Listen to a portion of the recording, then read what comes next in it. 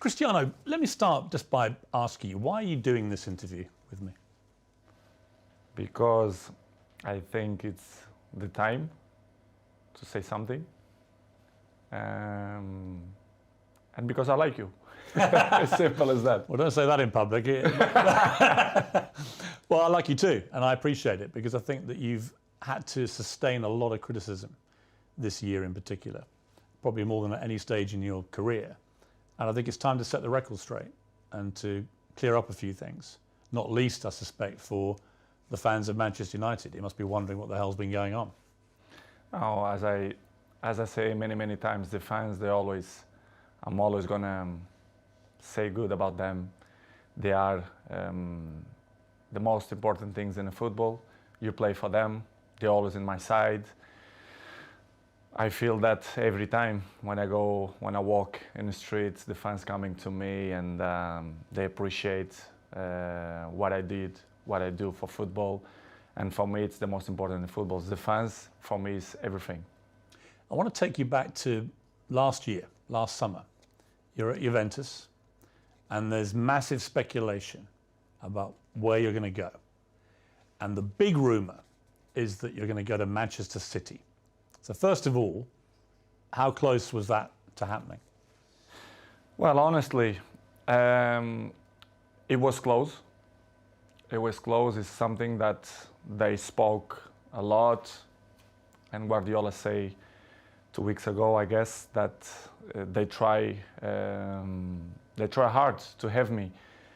But as you know, as my history in Manchester United, your heart, your feeling, the history that you did before make the difference. And of course, as well, Sir Alex Ferguson.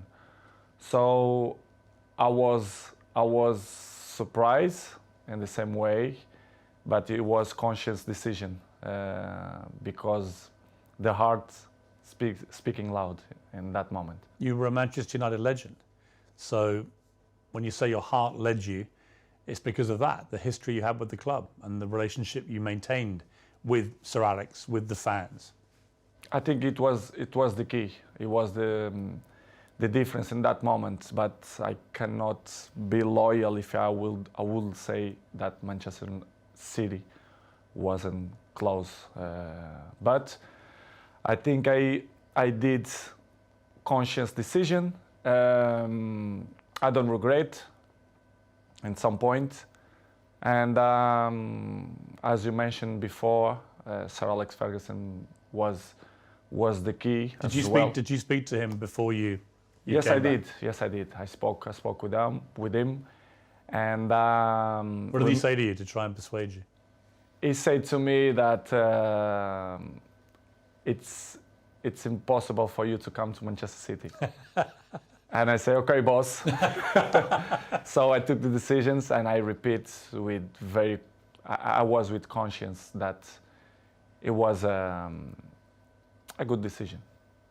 You came back and it couldn't have started better. You played at Old Trafford. Yeah, you won 4-1 against Newcastle. You scored twice. Sir Alex was there, loving it, obviously, the return of the prodigal son. Your mother was there, the return of her own son. Your mother was crying, obviously.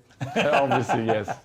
But what a comeback. How did that feel that day when you came off the pitch? Well, that feeling was amazing, but not only the day of the game. I felt before the week before that everything changed. The world speak about me, Cristiano, back home, back where they belong. So it was a special moment to be back to Manchester United, to perform for our fans, and of course to score 2 goals was the best welcome that I received in Old Trafford. It was a memorable day and unbelievable day too. The Viva Ronaldo chant went up. Yes, Viva Ronaldo. You like hearing that? Be back, of course I did. Yeah. As I told you before, the fans for me, they are everything.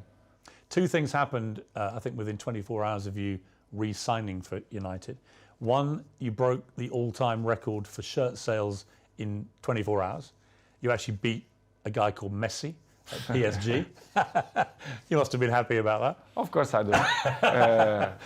As you know, I don't follow the records. The records follow me. So It's good. Another one in my book. And the other one was the Manchester United tweet announcing that you were rejoining the club, was the most tweeted or most liked tweet, I think, in Twitter history. It's good, as I told you before. It was a good moment. Nobody expect, because things change around, in my opinion, in 72 hours, which is you plan, or they spoke, not only Manchester City but other clubs too, spoke about your name, that you will change Juventus for another club. But Manchester United wasn't there, wasn't in that pot of that teams, but surprised everybody, even me, to be honest. After a few weeks, things weren't going well at Manchester United. The club just wasn't firing. And in the end, Ole Gunnar Solskjaer, the manager, got sacked. And that's within like 2 months of you coming back. What were you feeling about what was going on at United? And what did you feel generally about the club itself and the state that the club was in compared to when you'd been there before?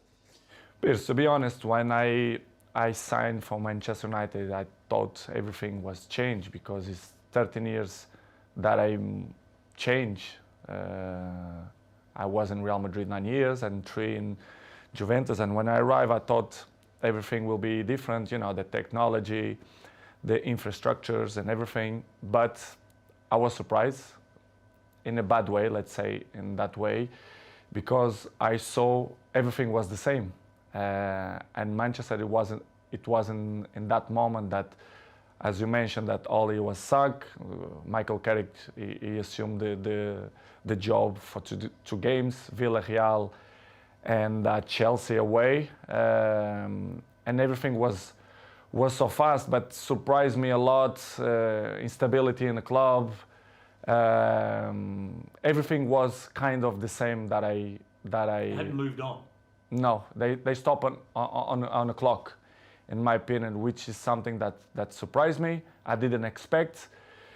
And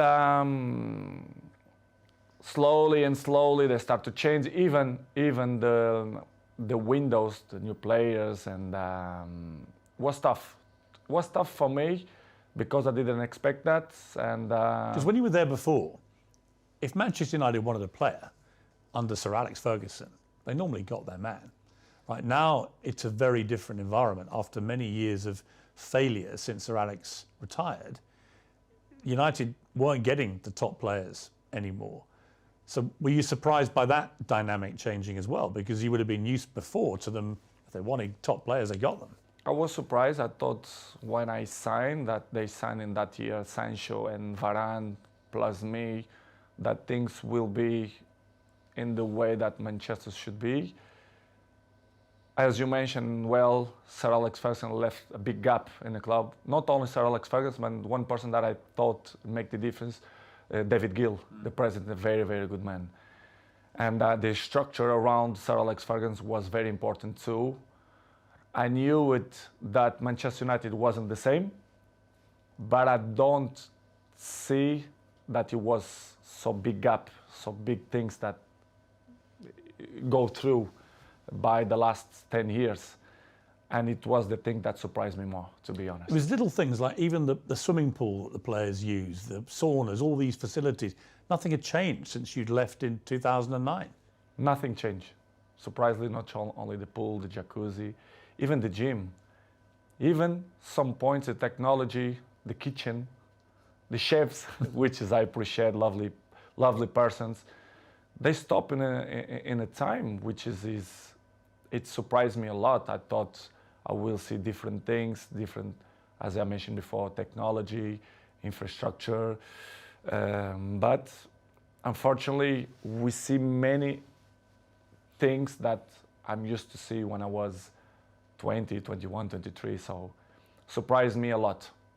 You'd also, of course, as you said, you'd been at Real Madrid and Juventus, where you saw them moving all the time to progress with technology, the latest thing, to improve performance levels. So you were able to compare what you'd experienced there with what was not happening at United.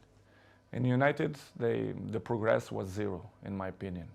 To compare with Real Madrid and even Juventus, that they follow the recent world. So the technology, especially the terms of training, nutrition, and conditions of eat properly and to recover better than before, surprised me.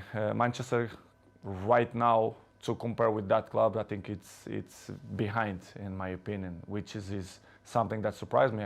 A club with this dimension should be in the top of the tree, in my opinion, and they are not. Unfortunately, they are not in that level, but I hope the next years they can reach to be in a top level. When you look at, I mean, United have had some of the best managers in the world follow Sir Alex Ferguson, and they've all been relative failures compared to other stages of their careers. Do you think that partly that's down to the structural element of this, that there just isn't the support that top managers need?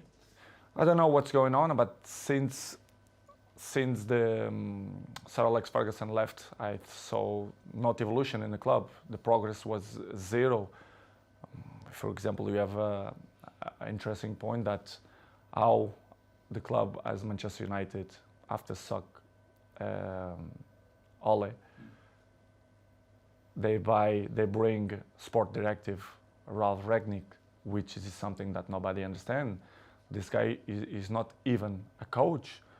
A bigger club like Manchester United bring sport directive. Surprised not only me, but all the world, you know. Well, it was a ridiculous decision, wasn't it? Of course, in my opinion, you have to be honest.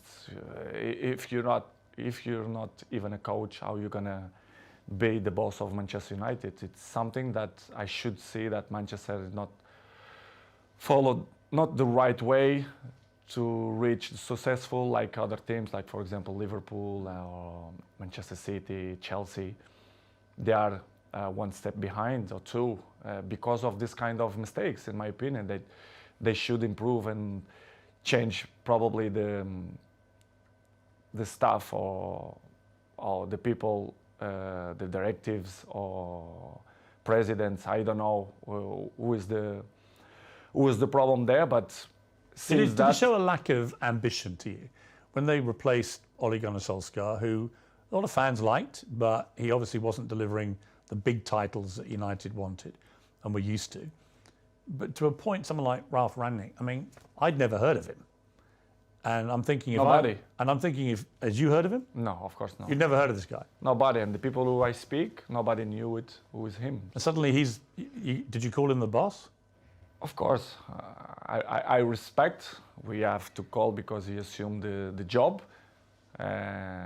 Regardless, all the coaches that I had in my career, I call them boss because if they assume the job, we have to call in that way. But in the end, deep inside me, I never saw him as a boss because I saw some points that I never agreed, and he stopped in the time as well. Because if you're not being a coach, the next 5 years, you're gonna lost the identity to be a coach. So surprised me a lot. But in the same way, don't surprise me a lot because if you see the structures, they keep it the same. So the coaches didn't surprise me, but was a tough moment. What was extraordinary was very quickly after Rangnick took over, he started briefing journalists that you weren't pressing enough and that maybe it would be a good idea if you moved on from the club. And I'm like, who is this guy? And why is he saying this to the man who's scoring the goals? To be honest, Piers, it's something that I don't understand. It's the new coaches that coming around, they think they find the last Coca-Cola in the desert, which is I don't understand. The football there invents many years. So, but I respect any coach have a different approach, different opinions, different mentality, but kind of some points that you not agree. So I'm always like that in my life. I'm always been beside the best coaches in the world, Zidane, Ancelotti, Mourinho, Fernando Santos, Allegri. So I had kind of some experience because I learned from them. And when you see some coaches that they're coming, that they want to revolution the football, I not agree. I have my opinion, they agree or they disagree, but it's part of the business because in the end of the day, I'm in a club to win. And with my experience, I want to help, like always. And some coaches that don't accept. And, it's part of the job. Did he know what he was doing, Rangnick, or not? At a club like United? No, they don't. They knew with the club very well, but they don't know the dimension of the club inside, the history of the club, which is for me surprised me even more, which is when the soccer Ole Solskjaer, you should bring a top manager, not sport director. Did you think it was right to get rid of Solskjaer, or would you have kept him on? Well, it's not. I love Solskjaer. I think he was a top person because what I keep inside my heart, it's the heart of the persons, and Ole for me is a top person. Coach, of course, he wasn't. He didn't look for what he wants. It's hard to assume after Sir Alex Ferguson, but I think he did a good job. For sure, he need more time, but I'm never doubt that he's going to be a good coach in the future. But it was a good experience. I was so pleased to work with him, even a short period. What about the younger players, and specifically their mentality?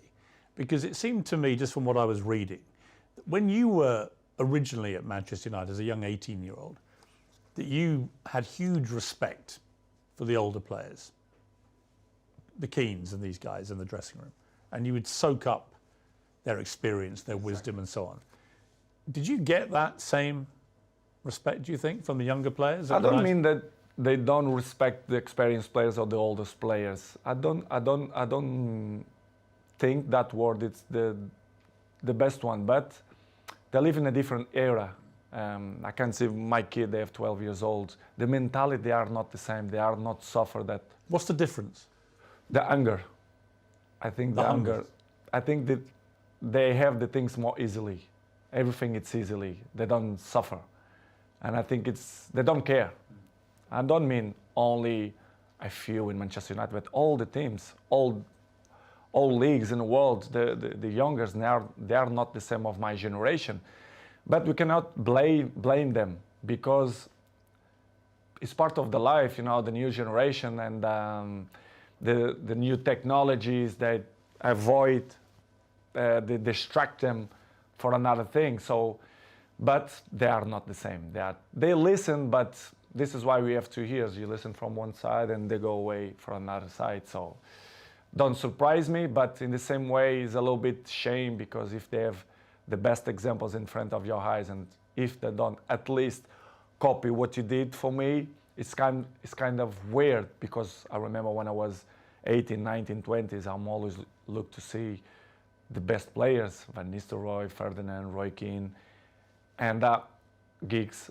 This is why I have the successful that I have and longevity, because I take care of my body, my mentality, my head, because I see these guys and I learn from them. When you try and give advice to these younger players, what do you say to them? What do you try and guide them to be like? I think the best advice, I'm not the kind of guys to like to give advices. I prefer to be as example. Yes. Because I'm an example. I'm there every morning. I do the same stuff. I'm probably the first ones to arrive and the last ones to go out. I think the details speak for itself. So, because as I told you before, they listen one thing and in 2 minutes they already forgot and do it whatever they think it's better. This is why I say I like to lead by example. And some ones they follow me, not much, but see, I just find that incredible. That if I was a young footballer and I had Cristiano Ronaldo at my club, that I wouldn't want to spend every second watching him, listening to him, observing the way you go about your business. And yet, from what you're saying, clearly, they're not interested. They don't care. Some ones, yes, but most of them, no. But for me, it's not surprise me. Don't surprise me because they're not going to have longevity careers, in my opinion. It's impossible. It's impossible to see, for example, my generation, you see many players, they reach 36, 37, 38 in a high level. I think this generation, you're going to count by your hands how many going to reach in that level, because these years of preparation, it helps a lot. Who are the players in the world that you most admire for their mental strength, their attitude? It's difficult question, because I'm always can say what I see from my eyes. For example, if you tell me what I see, for example, in Manchester United, I can mention probably Dalot, Diogo Dalot. His example is young, but he's very, very professional. And I'm not doubt that he's gonna have longevity in the football, because he's young, he's smart, intelligent, and he's very professional. You have a few ones more, but like him, it's difficult to see. Probably Martinez, Casemiro's 30s, but I will say Dalot.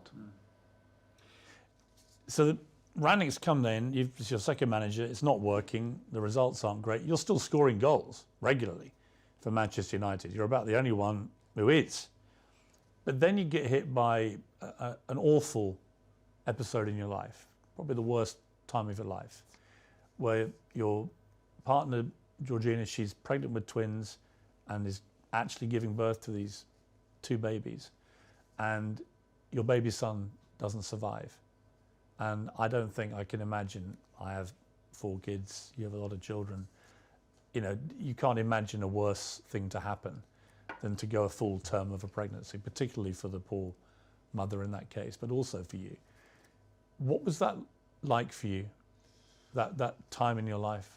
It's probably the worst moment that I passed through my life since my father died. You know, when you have a kid, that you expect that everything will be normal, and you have that problem. It's hard, you know, as human being that I am. Me and Georgina, we had quite difficult moments, because we don't understand why happened to us. Was difficult, to be honest. Was very, very difficult to understand what's going on in that period of our life. As you know, the football carry on. They are so fast, many competitions. The football don't stop. We have many competitions.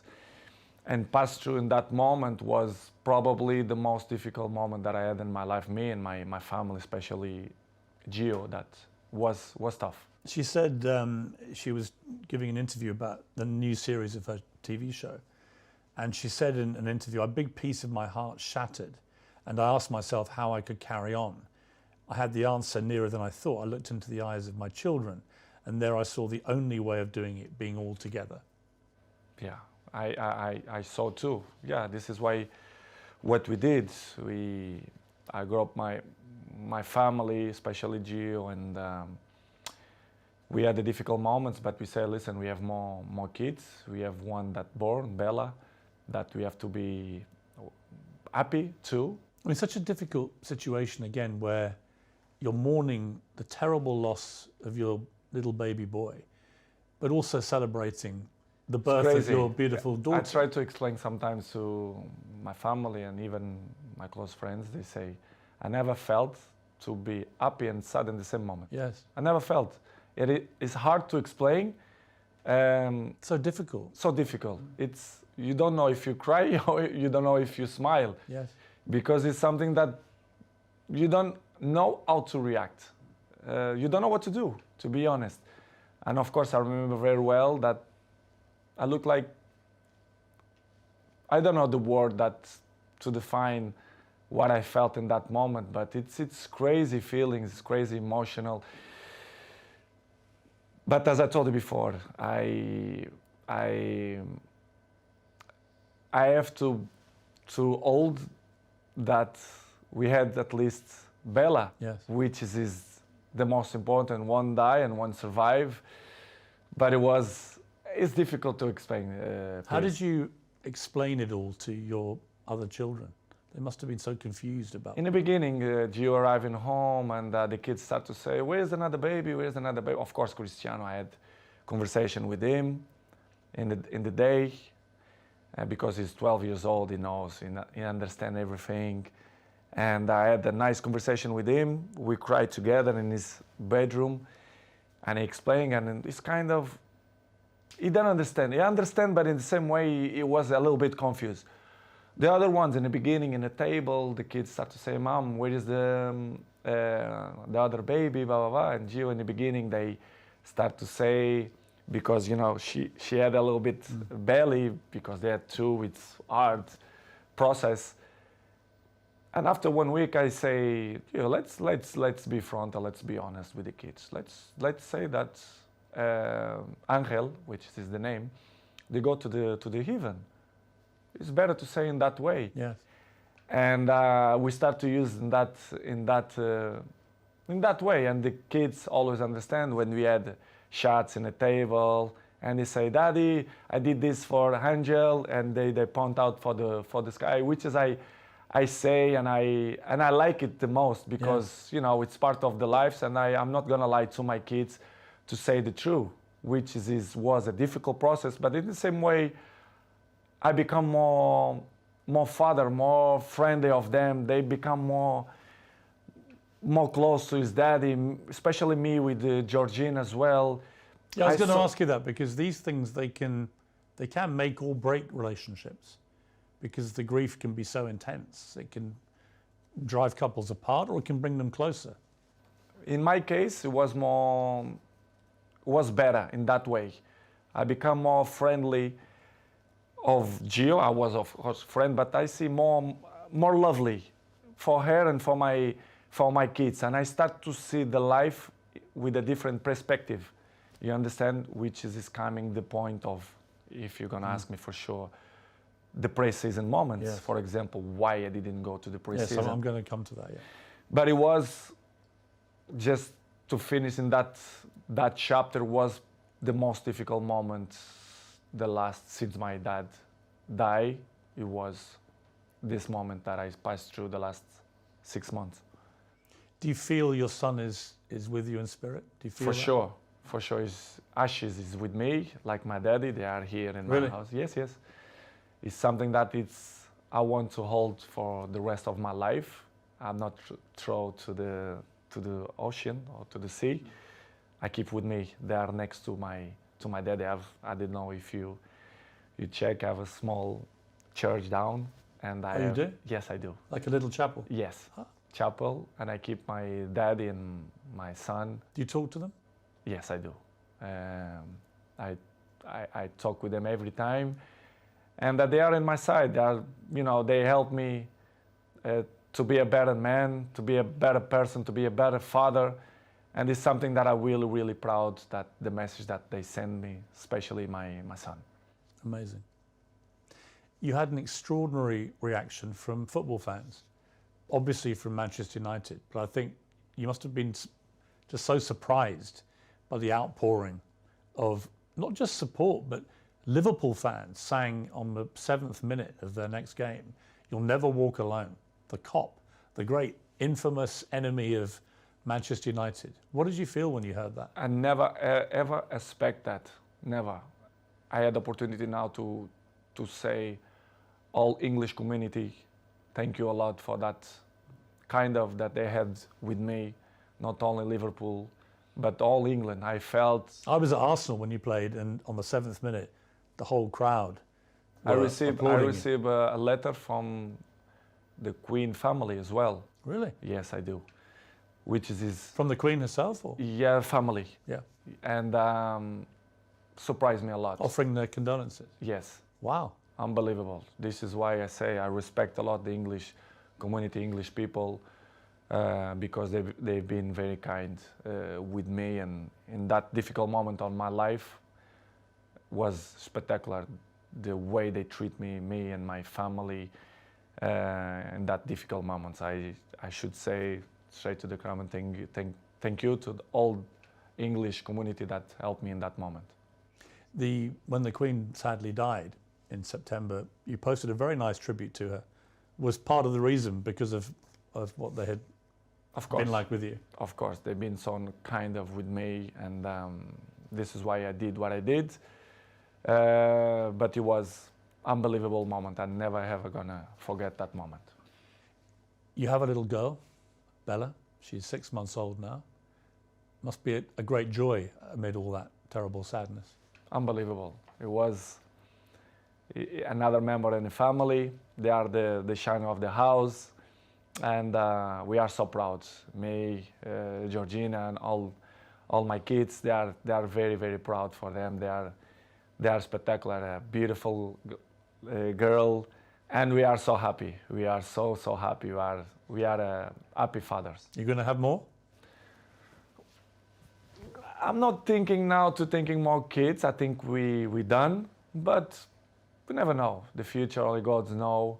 But right now we want to have a break to enjoy these ones because they are little. Bella 6 and the rest they are 5 and Cristiano 12. We want to enjoy a little bit of these ones. Let's see the future. It's very difficult to play top level football at the best of times. It's a hard business in full public glare of millions of people watching. To have to go back and play after this must have been incredibly hard for you, even with your mental strength.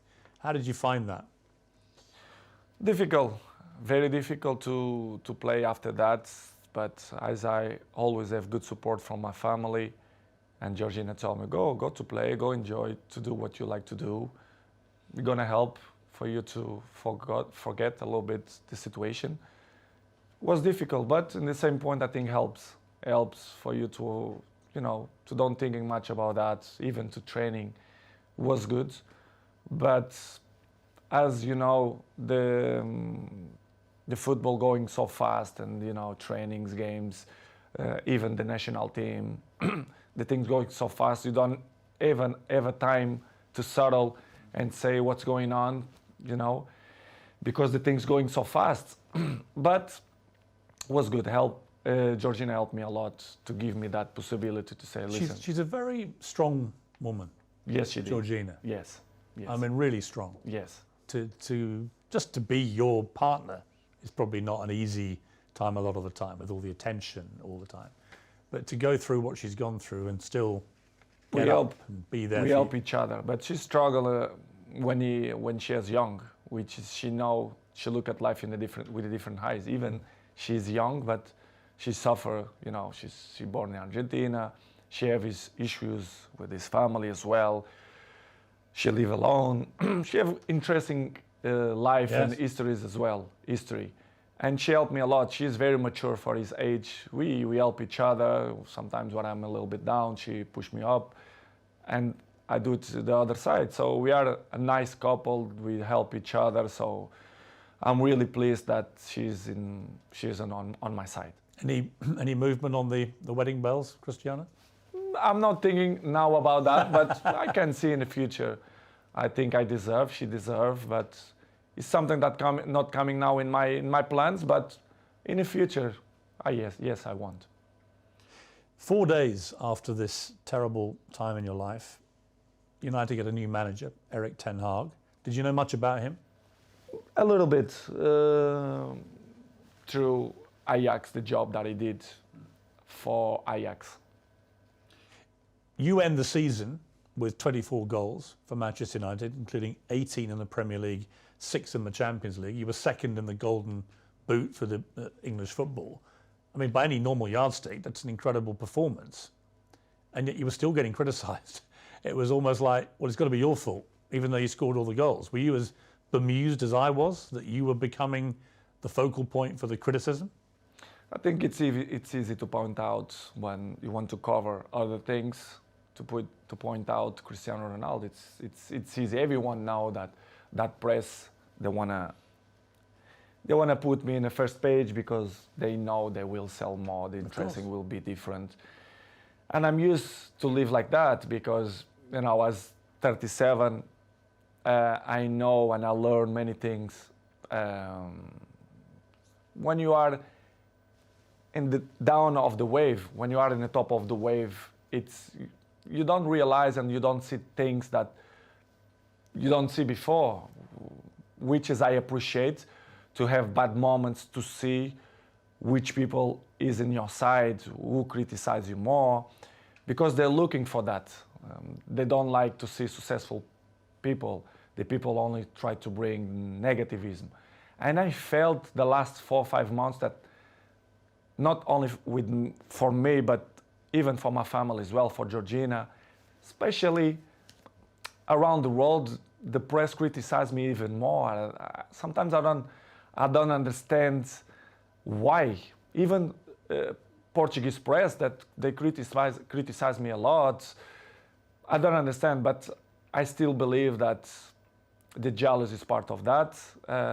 They want to cover many things that helps to shine other things. But listen, Piers, I know I'm 21 years in the top of the game, so I know how it takes. So for me, it's not a problem. It's hard when you are a little bit down to listen to this criticism. Do you read it all? Do you read newspapers? Do you read social media? A good thing that I have, it's I don't like to read because I know 90% of the times they lie. They are garbage. The press, they are garbage. Not all of them, but most of them. They don't say the truth. And they lie. They constant lie and they constant attack me and my family. They're always negativism against my family.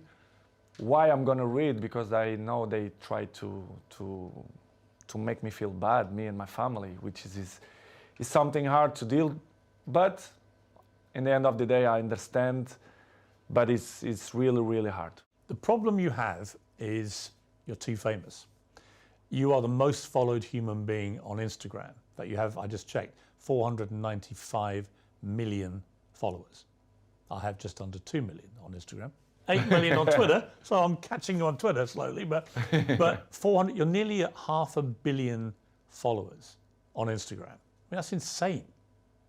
You're bigger than all the Kardashians put together. It's good. It's good. I feel proud for that. It means a lot for me because it means that people like me too. I'm charismatic. I think why I'm the number one. Sometimes I ask that question to myself. Why me and not another one? Why do you think it is? To be honest, not just only because I play good football, because everyone knows, but I think the rest is relevant. You have to be charismatic. People have to feel some connection with you. I think to be good looking helps too. I have the same problem. Yeah, I feel the same way. To be honest, Piers, I don't know the real reason, but I think I'm charismatic and I'm a appetitive fruit. I don't know if we... A what? A fruit that people want to bite. Yeah. I don't know how you can say in English. Any particular fruit or? Let's say strawberry. But I don't know the reason. I mean, what's incredible to me is the power you have. Appetite fruit. Appetite fruit. I don't know if it makes sense in English, but if it don't make sense, you learn. I'll research appetite fruit, yeah. Okay. I mean, I have a pinned tweet and it's you telling me I have good abdominals, which is a very good observation. By the way. And it's only 10 seconds long. It's had 43 million views, this clip. So thank you. Because 43 million people have heard the guy who actually has got good abdominals tell me I've got good abdominals. But it showed me the sheer firepower you have in that world of social media. It's just extraordinary. It's what I told you before. I have good things, which is you can sell your own product, let's say in that way, but you have to deal with many obstacles in your life too. Do you care if people hate you? I mean, a lot of people love you, but obviously a lot of people don't. You're so big, you're going to get both. But do you care about the ones who hate Cristiano Ronaldo? I care the people who like me. I'm not waste time for the people who don't like me. I think it's waste of time. These people, they are not interesting on my life. I like to be around the people who love me. I don't waste my time to see the criticize of people who is next to me ex-players, for example. I Well, I don't mean, care one of about your that. biggest critics has been, and I'm surprised about this, Me too, Wayne Rooney, for who example. you played with for many years very successfully and were good friends with him. And yet all this year, 3 or 4 times, he's come out and attacked you in the media. Piers, I don't understand. You should ask this question to him, but I don't know. I don't know why he criticized me so bad, or I don't says- believe he that says- he's jealous of me. He says your behaviour is unacceptable, United should sell you, blah, blah, blah, blah, blah. I mean, it's Wayne Rooney. It's not Surprised like me. It was 1 year ago or 6 months ago here in my house. He pick up his kids here and invite Cristiano to go to his house to play football. I really don't understand people like that, or if they wanna be in the cover of the paper, of the news, or they want a new jobs or whatever. Is it jealousy as well, perhaps, that you're still playing and still in the Man United red Probably shirt? because he finished his career with 30s, so I'm still playing high level. I'm not gonna say that I'm looking better than him, which is true, but but That is inarguable. I mean, there's no contest. it's hard to listen that kind of criticize and negative about people who play with you. For example, Gary Neville as well. Yeah, I mean, Gary Neville, you blanked him the other day on the pitch, and he looked quite upset, actually, because he obviously likes being your friend, but he's been pretty critical of you as well. When you People can have his own opinion, but they don't really know what's going on. For example, inside the training ground and Carrington area, or even my life, they should listen not only one point of view, they have to listen my point of view as well. Because it's easy to criticize, but if you don't know the whole story, it's easy, you know. But it's, Piers, as I say before, it's part Are they of... still friends of yours, or do you have a line where... They are not my friends. They are colleagues. We play together. They're not coming. We not have a dinner together, for example. But as I told you, Piers, before, it's part of my journey. They keep criticize me, negativism every time. So I continue my trip, and I have to catch up the people who like me. Some of your ex-colleagues have been incredibly supportive. Rio Ferdinand has always got your back. Roy Keane always has your back. Whatever happens, he's always supported you and has continued to do so. Does that mean a lot to you? It means a lot because I was in the dressing room with them. They are part of my journey in football as well. As I mentioned many times, Roy Keane for me was my best captain ever. Rio Ferdinand helped me a lot. He was my neighbor, I was his neighbor. So very, very good guys. Not just because they speak good about me, but they was there in the dressing room. They are football players. They know how players thinking and the behaves, etc. And to listen colleagues or teammates to criticize you, and they always see one point of view. Do you feel a bit betrayed when they do that? Yes, Because you played together. It's easy to criticize. I don't know if they have a job in television that they must criticize to be more famous. I really don't understand. Do you think they use your name a bit to get attention? I think they take advantage of that because they are not stupid. And I really understand, and I have to carry on with my life with criticize or when the people speak good about you. But it's hard when you see people who was in the dressing room with you criticize you in that way. It must hurt It's you. not good. Yeah. Yes, I did, but A bit. not hurt. I'm not gonna be more slim. I'm not gonna sleep bad because of the criticize. But it's not good to listen that. Disappointing. A little bit, yes, disappointing. Do you have more pounds in the bank or more Instagram followers? It's a good question. Probably similar. I don't know. Probably similar. I'm just trying to work out how Wayne Rooney could hate you even more, and probably that's the answer. Well, not only him. Imagine the rest of the rats. They're gonna criticize me too.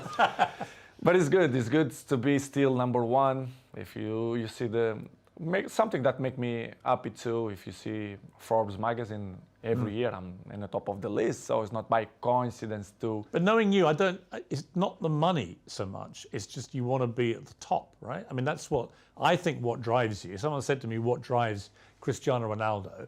I don't think it's money. I think it's being the best. beating people. It's Exactly. that competitive streak. The records, the adrenaline. But Piers, let's be honest. The last years, the football changed. I see football now as a business, to be honest. Sometimes Georgian have expression that I don't understand. They treat you players like a piece of meat. I say, yes, you say everything. It's true. When they want you, when they count with you, they give you everything. When they don't, they try to make a hard life to you. I see football, Piers, the last years as a business. I saw many things that I'm disappointing. The passion for the game is still intact, but in the same way, I saw other things as well, which is surprised me, but in the same way, it's part of the business, because if you see the world how it is in the moment, it's all business. Everyone take on itself. They are more individual. Well, you become a commodity, don't you?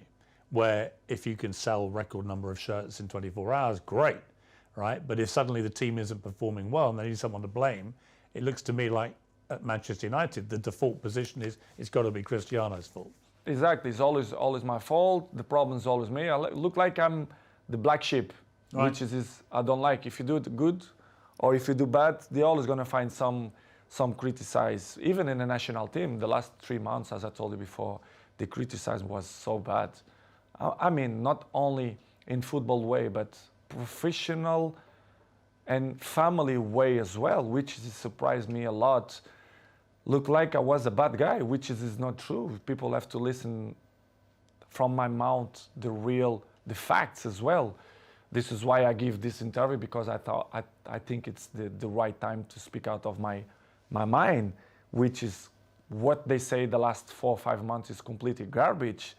I'm not gonna say 100%, but 99% it was garbage. People say false things or lie things. Which things have annoyed you the most?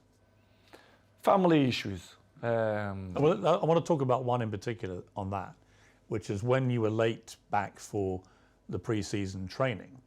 A lot of speculation, because you'd said several weeks before that you wanted to play Champions League football and that you were maybe looking for another option because it didn't look like United would get to play Champions League. Let's make my points. For example, the pre-season moment, and after you mentioned new clubs or the interesting. For example, the pre-season, I had a very bad, which is I don't say nobody.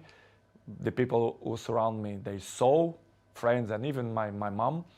I had some problems in vacation that my young daughter, they have a little problem. They have bronchitis, which is Bronchitis? Bronchitis, really? Yes.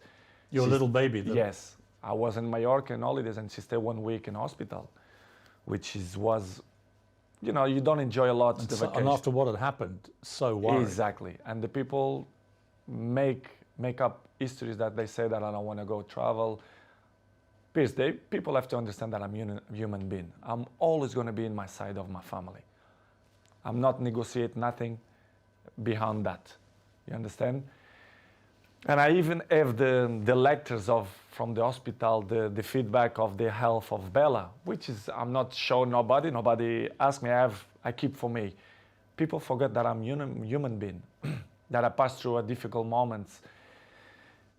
Well, you must have been worried sick. I mean, I was very worried. You lost your baby son, and now your baby daughter's in hospital. Exactly. And you must have been absolutely. I spoke with the directive and the president of Manchester United, and then kind of that didn't believe that something going wrong, which is make me feel bad. Really? Yes. They didn't believe you. They believe you, but in the same way, they are there. I never ever gonna change the health of my family for the football. Never. Now or 10 years behind or forward, and it's something that really hurt me because they doubt of my words that I struggle, especially Bella and Gio. We had 1 week in hospital because the Bella have a big problem. And I didn't go to the pre-seasons because of that, because I didn't was allowed to leave my family if something happened, to do it a pre-season because I think it wasn't not fair to left my family for a pre-season. This is why I didn't go. I mean, that would, if my employer didn't believe a story like that, I would be so angry. Because everyone, I'm not mentioned only in that Manchester way, but in the world, especially in the football world, they are very, very, very individual. Everyone on look for themselves or themselves. They don't care about your moments, your struggle moments, your issues, family problems. They want you. They want you. Doesn't matter your family problems. I don't mean Manchester, but in a general. As I told you before, the football goes so fast. You have many competition, many games, pre-season, World Cup now. Listen, we have you have one game. After 3-4 days, you have to be in the national team, preparation for the World Cup. It's hard. Sometimes you have to sell everything and, be with your family, take the best decisions. And in this summer, I didn't feel comfortable. I feel uncomfortable the way they treat me, especially the press. They doubt about me, the professional that I am. It's impossible to be 21 in the top of the game if you're not professional. They doubt about me, which is make me feel very, very, very sad, because in my life I'm always one of the best professionals. This is why I'm still playing the high level. You play in a pre-season friendly and you leave the ground early with several other players, and there's another huge fuss about this. What was the truth about that? Had you got permission to go? Do you wish you hadn't left early now? Ten Hag wasn't happy, it was reported. What's the truth? Because I will be honest with you. It's something that I regret to left from the stadium, probably. Or maybe no, I don't know. It's difficult to tell you 100% if but let's say I regret. But in the same way, I felt provoked by the coach. I'm not allowed for me, a coach, to put me in 3 minutes in a game. Sorry, I'm not that kind of player. I know what I can give to the teams. You're talking about the Tottenham thing? The Tottenham Yeah, player. I'm talking about in pre-season, there was a friendly where you left the ground with several other players. Me and 8 players. Right. So, but they mention only my name. Yeah. Which is everyone do that. I don't understand why they mention only about high value kind of game. Last year, many players do it the same. In that game, 8 players do it the same. So, but they only speak about the black sheep, which is me, I completely understand. Okay, it's done. I apologize to the coach, and for me, the chapter was closed. It seemed to me that right from the start, Ten Hag wanted to show you who the boss was. That he dropped you, he benched you, he mucked you around, he talked about you in the press. Were you getting that feeling? I mean, did you feel that? The feeling, he always mentioned to me that I didn't need the preseason, so I should wait for my opportunity. I really understand. I understand. But I'm not going to give you points, but he don't do it the same procediment to every players. I'm not going to mention players, but they don't do it the same way. Second, I understand that becoming a new job, Manchester was so bad the last 5 years that they should clean the house, let's say in that way. But the way they approach, the way the press make this so big, it's because probably the communication wasn't the best. But I really understand in the beginning, because I didn't do the preseason, I don't start to play. But going more farther than that, other things happen that people they don't know. And I'm not hiding that the empathy with the coach is not good. I'm honest. You don't have a good relationship with him? I'm not mean good relationship. The empathy is not good, let's say. Do you think he respects you? I think he don't respect the way I should deserve. But it is what it is. This is why probably the game against Tottenham. I left. Well, I want to come to these two games. So against Manchester City, where United got destroyed, he didn't bring you on. He brought on other strikers, but didn't bring you on. And I felt insulted on your behalf. I was like, well, surely against Manchester City, if you're losing this badly and you've got the greatest player of all time sitting there, you at least give him some time, don't you? But he didn't. And he said afterwards the reason was he had too much respect for you. He wanted to respect you. When you heard him say that, what did you think?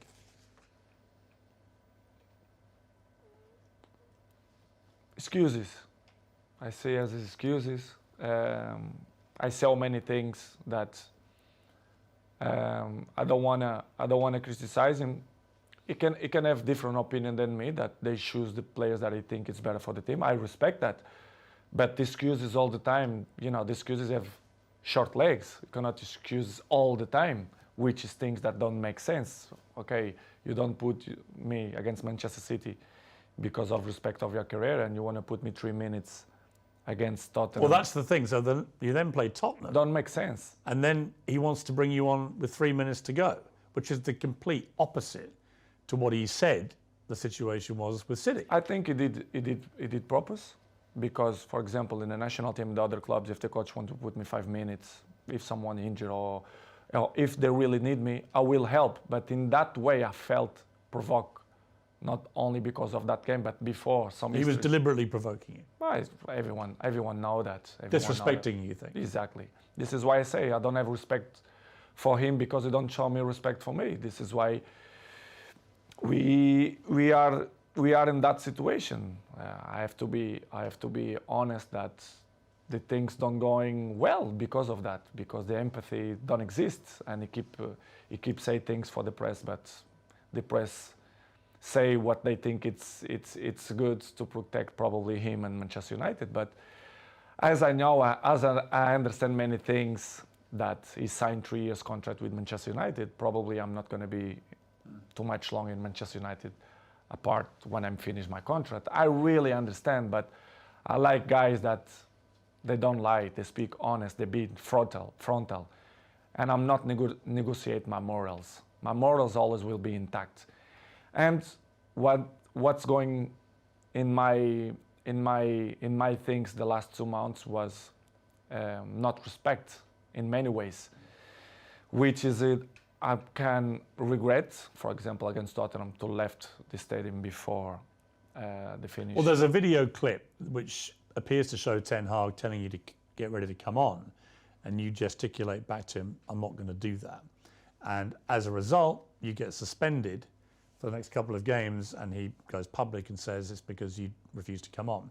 And you did then issue a statement of some regret, saying, you're a professional and you've never been suspended before, I don't think, in your entire career. I mean, when you look back at that, I guess my question would be, you've always been very acutely aware of your role model status around the world. Do you wish, with hindsight, you hadn't done that and handled it a different way? Probably. I regret to left the stadium. Yeah. But I was, as I told the Piers before, I didn't felt that he had respect for me to put me on 3 minutes after the issues that we had before. I was very, very, very, very disappointing for the communicator of Manchester United, to be honest. I never had a problem with any club, with any coach, and they suspend me 3 days, which is I felt a lot, and it was. And level of sport clubs, I felt a lot, and it was a shame. Was it humiliating for you? I think so, yes. I have to say the truth, what I felt. I remember I arrived. Well, I don't want to say details what he pretend to do it, but I'm not going to say that. But I remember arriving home and Cristiano see me, "Daddy, you not go to the game?" I said, "No, because the club punished me with 3 days." And he did like, how they gonna punish you if you are the best player in the world and you're not gonna play? I said, "No, I'm not gonna play because I'm behave." And he looked at me like, "My daddy, not behave? What?" In one way, I was good because I was like more relaxed, but in the same way, I feel very disappointed because, okay, I regret, I apologize. I'm not perfect. I commit a mistake, but to suspend me 3 days for that, I think it's too much. And they make fire for the press, which is really disappoint me. And that seems to have been the pattern of the way Ten Hag has wanted to treat you since he became manager. Just constant attempts to disrespect you, I guess. Many points happen. I think in some certain points, I think was strategy from the club for me to react like that. Because they wanted you to leave? Probably yes. They're trying to force you out. Yes, not only the coach, but the other 2 or 3 guys there around the club. At the senior executive level? Yes, that I felt betrayed. And you think they're trying to get rid of you? Honestly, I shouldn't say that, I don't know, but listen, I don't care, I'm always, people should listen the truth. Yes, I feel betrayed, and I felt that some people that don't want me here, not only this year, but last year too. They didn't want you to go there at all? No. Really? Yes. The owners of the club, they don't. The Glazers? The Glazers, they don't care about the club. I mean, professional sport. As you know, Manchester is a marketing club. They will get his money from the marketing. The sports, they don't really care, in my opinion. Do you ever talk to them, the Glazers? Never. Never? Never. Not since you've gone back? No. They give all the power to the president, the sport directive. A lot of Manchester United fans are very negative about the Glazers. They think they're taking all the money out and not spending enough on players, on the infrastructure issues you talked about. Do you think the fans are right? The fans, they're always right. I think the fans should know the truth, should know that the players, we want the best for the club. I want the best of the club. This is why I'm coming to Manchester United. This is why I love this club. But you have some things inside the club which don't help to Manchester reach the top level as City, Liverpool, and even now Arsenal, for example, which is complicated. It's difficult. It's hard. In my opinion, it will be hard for Manchester to be in the top of the game the next 2-3 years. If the Glazers stay as owners? I'm not mean the Glazers, but the structure. The structure. As Picasso say, you have to destroy it to rebuild. And if they can start from me, for me it's not a problem. I'm always gonna say I love Manchester United. I love the fans. They're always on my side. But if they want to do it, different era, different generation, they have to change many things. When you walked away at Spurs and didn't go on, Gary Neville said your behaviour was unacceptable, called for you to be punished. He said he knows what he's doing. He's experienced, and players of that power have a real negative impact when they do it. The influence they have on other players is really negative. And it was after that that you gave them the old blank treatment, which was very funny, by the way. But for Neville to say that about you? They don't see the big picture. Why I react like that? What's happened? All the behind the scenes. All the behind the scenes. I was probably not provoked. They will accept to play 3 minutes after the whole situations that going through the last 2 months. Don't tell me that top players, the guys who won everything, the key players, will play 3 minutes. Come on, this isn't acceptable. After what they keep saying before, that they respect me, they do this, they do that. For me, it wasn't not respect. This is why I take this decision. I regret. I apologize to my teammates for the situation. I did a post in Instagram. I regret to left from the stadium. I regret my teammates. They know what I felt. I said to them, apologize. But in the same way, I'm not regret to take the decisions to don't coming on. I'm like that. I will be always like that. If you don't have respect for me, I'm never gonna have respect for you. And the coach didn't have respect for me, so this is why the relationship it's in that way, and he keeps saying in the press that he count with me, like me, blah blah blah blah blah blah. But it's only for the press. Really? Yes, 100%. So where are you now in your head with all this? Because the World Cup is about to start. You're going to go there with Portugal, and we'll talk about that in a moment, with a very exciting team, actually. But where are you with United? They won't be playing again now until after Christmas. That leaves a few days before the January transfer window. Do you think you'll still be a United player come January 1st? It's difficult to tell right now, Piers, because my mood is right now to the World Cup. It's probably my last World Cup, of course, my 5th World Cup. I don't know what's going to happen after the World Cup. But as I told you before, and I will say again, the fans will be always in my heart, and I hope they being in my side, even if I'm back or if I'm not back or if I stay or whatever. Nobody's perfect. Episodes in the life we all have. It's part of the human beings. It's part of me to be a human being and father as well. Always will commit mistakes, but I don't know. It's hard to tell you right now what's going to happen in the World Cup because my focus is only for the World Cup, for the Portugal national team. If you had your time again, knowing what was going to happen, would you sign for Manchester United again? As I told in the beginning, I'm always took my decisions by not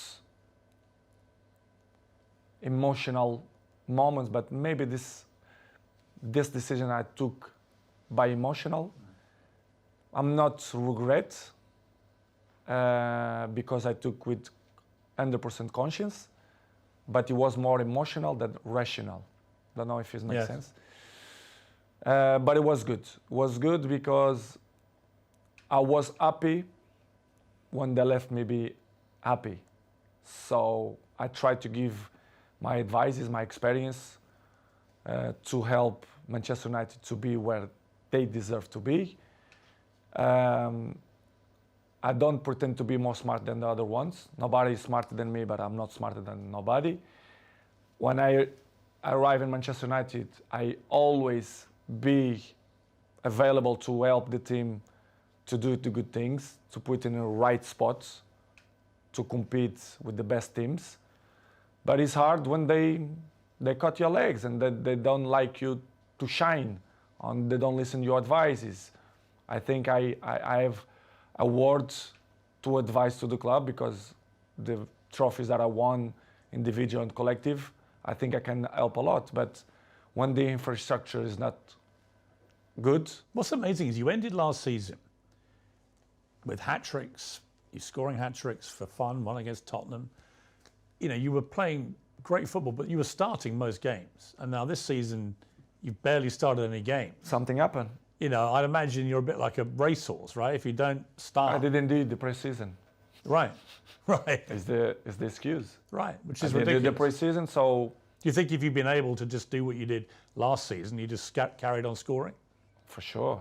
You think I did learn to score goals? Maybe I'm not motivated that I'm supposed to be, probably. As I told you before, Piers, I'm a human being. I feel the things. I'm not perfect. But my motivation is not the same that I was a few months ago. I hope to change. Do you feel like you need a fresh challenge? I'm not saying if it's fresh challenge, but let's see. I cannot answer right now because my focus is for the World Cup. But I don't know. Maybe it's good for Manchester and probably it's good for me as well to have a new chapter. Probably, but I don't know. If I will be back, I will be the same Cristiano. But I hope people being on my side and let me shine like I did all the clubs and all years. What is the truth about other clubs making offers for you? Some people have said there were no offers at all. I happen to know that there was a gigantic one from Saudi Arabia. I mean, for example? Like 350 million euros for 2 seasons, is that? It's true. Yes, it's true. That's a staggering sum of money. Yes. Which you turned down. In that moment, yes. I mean, that to me says you're not just about the money. It's what I'm gonna mention now. They say many garbage things that if you are agent, what you're gonna do? You go the clubs, but George Mendes, for example, have more than 100 players, and they go Chelsea, they go Arsenal. They always mention Cristiano Ronaldo. They offer Cristiano. Please, let's be honest. Who's the most expensive player, salary player that Premier League have in history? It's me, even with 37 years old. Why they gonna they even offer me to Sporting or Napolis? I will be honest with you.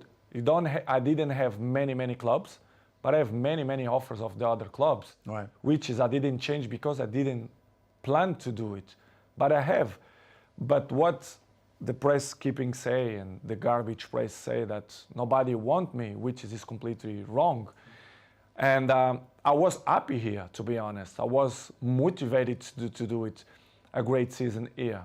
But they continue to repeat. Nobody want Cristiano. How they don't want a player who last year scored 32 goals with national team? I mean, that's the point I don't get, because there are people out there, and you see them, you hear them, and they say, well, he's not the player he used to be. As if somehow at 37 you're going to be as good as you were at 21. Anyway, everyone changed. But you are the greatest 37-year-old anyone's ever seen, right? And you're still extremely fit. So it just seems to me nothing's changed from the player I saw banging in hat-tricks last season, except that you have a coach who doesn't want to start you. A few months, what they're going to change? There's nothing.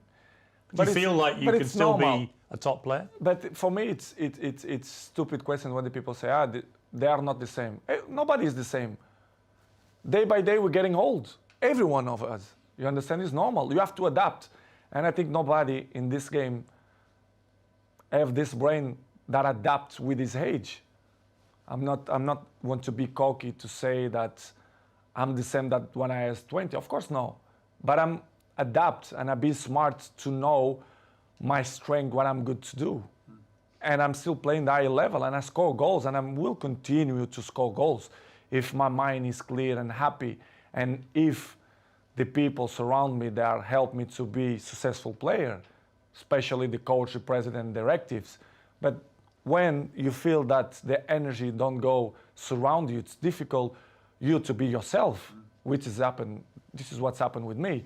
But what they say the last 3 months is completely garbage and wrong. They say that I offer me this and that, and many presidents and directives speak about they reject from it. It's completely lie. They lie because it's not what's happened. I had many clubs, not many, a few clubs that they want me to sign, and I didn't go because I feel comfortable here. This is the truth. How easy is it to turn down £350 million to kick a football for 2 years in Saudi Arabia? It's hard. It's hard. It's hard. But in the same way, I thought that I was very happy here. That I'm still capable to score goals and make people up. Is it also that you want to keep playing at the highest level? That you want to play Champions League football? You want to keep breaking records? Is it, again, it comes back to my gut feeling about you that if it was just about money, you'd be in Saudi Arabia, right, earning this king's ransom. But that's not what motivates you. You want to keep at the top. Exactly, because I thought I still believe that I can score many goals and help the team, because I still believe that I'm still good and capable to help national team, even Manchester United. But if you don't feel surround you that the energies is in your side, it's difficult. Of course, the criticism is going to exist all the time. 37 is still not the same, but I want to see if some guy of my age maintain the level that I show. I'm the fourth guy in history of football with more games. No goalkeeper, which is I know how to be good, how to be fit, how to protect your body. You're not going to teach me that. Nobody going to teach me that. I know. Are you as fit as you've ever been, do you think? Yes. In this moment, I feel very good. I expect to have a few minutes more in my legs, but I saw yesterday I have 1,000 minutes plus 118 from the national team. I'm still feeling good, fresh. I believe that I'm going to do it amazing World Cup. I'm prepared physically and mentally. But Piers, it is what it is. Life is good. I'm good. My mental is good.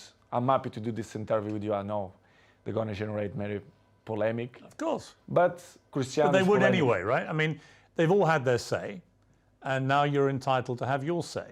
And you know better than anybody because you are Cristiano Ronaldo. They criticize me when I don't speak. Of course, when I'm going to speak, they criticize me even more. But it's something that I can deal with that. I know I'm going to disappoint a few people.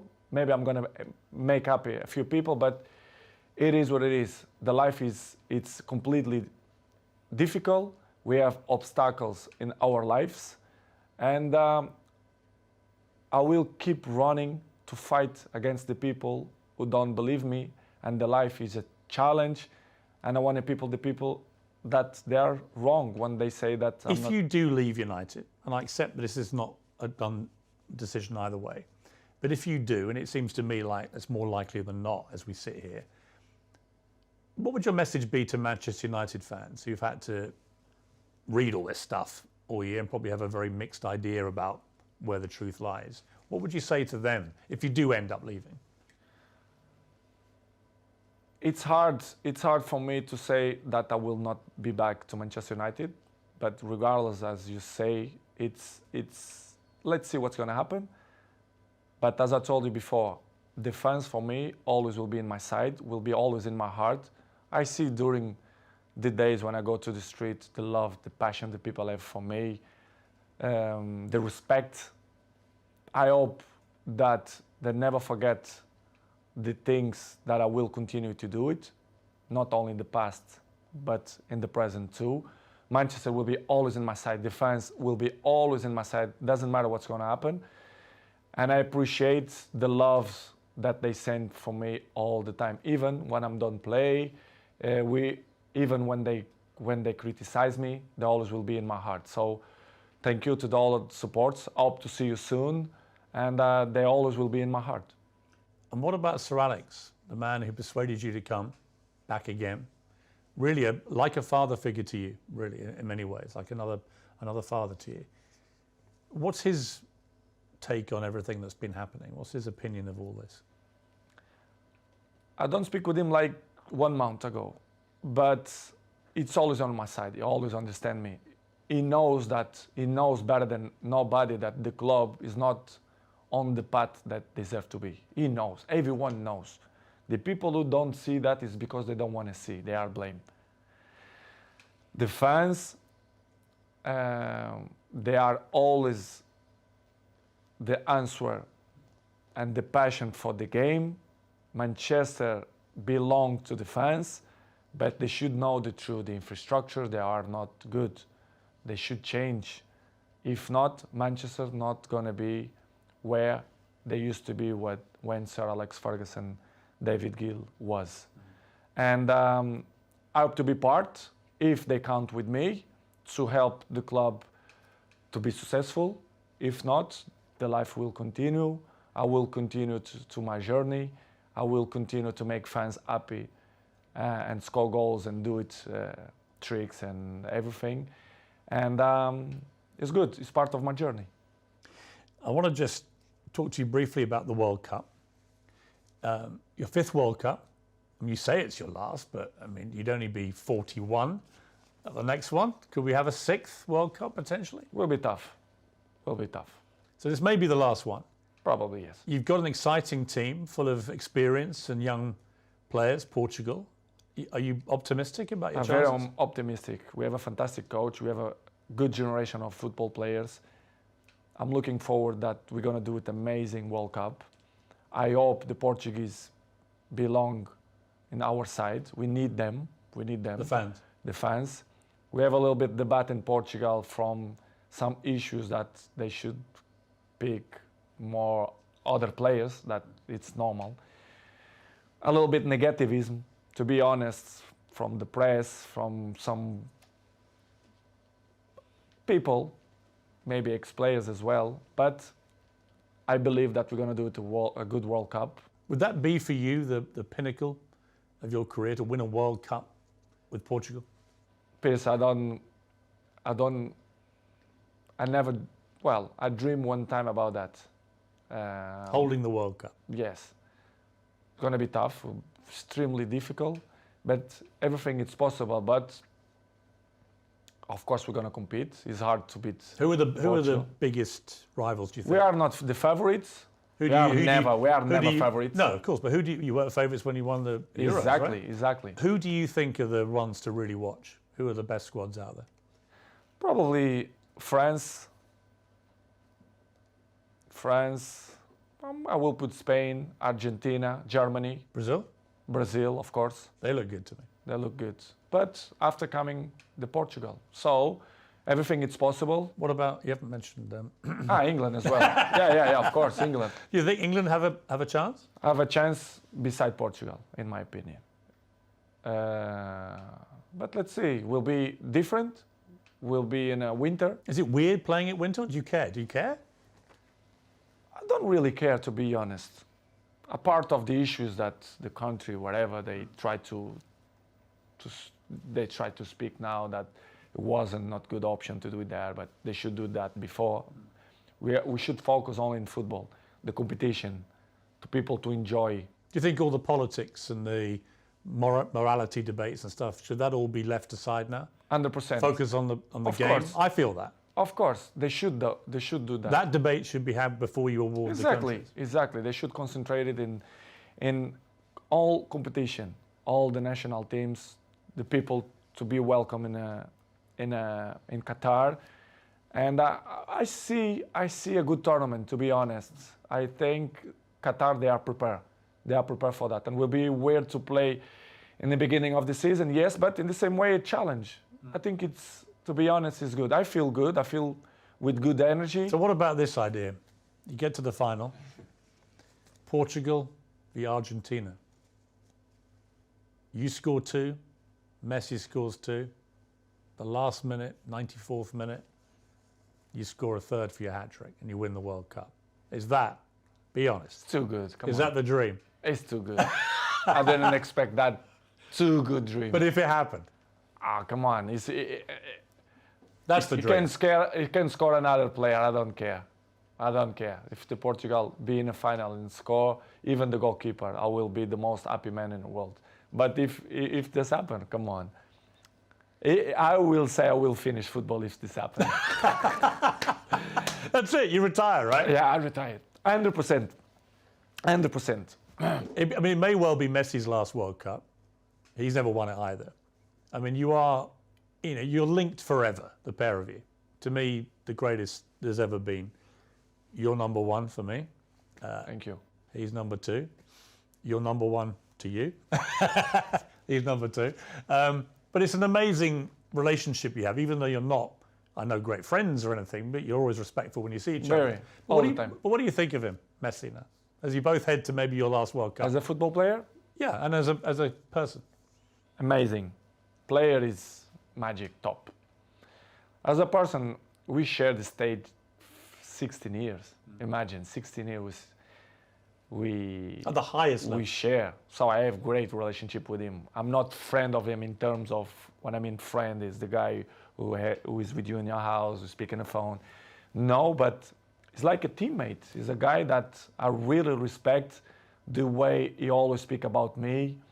Even his wife or my girlfriend, they always respect. They are from Argentina. My girlfriend is from Argentina. Yeah.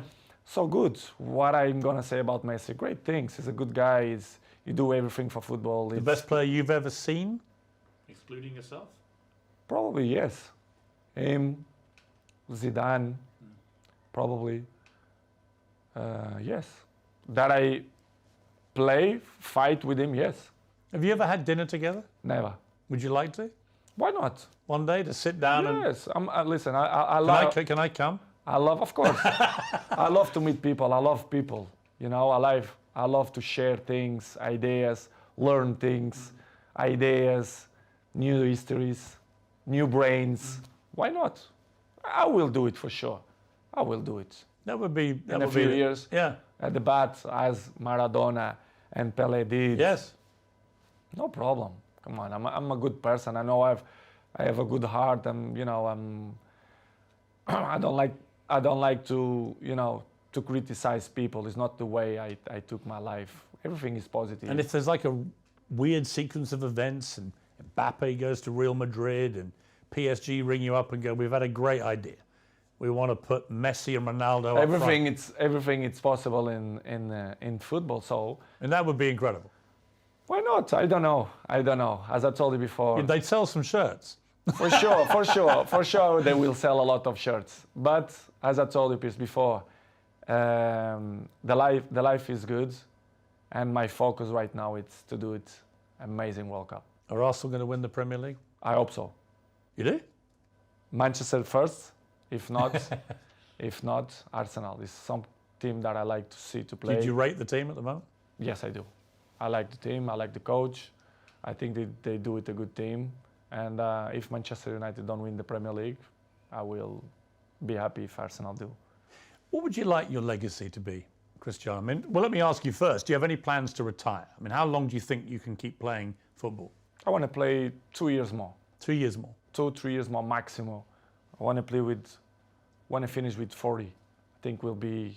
40? 40. A good age. But I don't know. I don't know the future. Sometimes you plan one thing for your life, and as I told many times, the life is dynamic, and you never know what's going to happen. Tom Brady in America, the great NFL quarterback, retired. Then he has a conversation with you on the Old Trafford pitch, and whatever you said to him, I'm psychologist, so the next day he comes out of retirement. Psychologist, you see, I'm good psychologist. What did you say to No, him? I thought he took the decision a few weeks before, but it was good. What did you talk about, you two goats? To speak about in general, he's very, very smart guy. He knows a lot about football. We have a nice conversation. And you scored a hat trick that day, didn't you? Yes, I did. He gave me good energy. When I have good energy, When you have around me- another goat in the stadium, does that fire you up? Exactly. When you It's have a another goat thing, right? Yes. Energies. It's all about energy. When you have good energy around you, I can be interesting things. What about Jordan Peterson, who I know came to see you? Amazing man.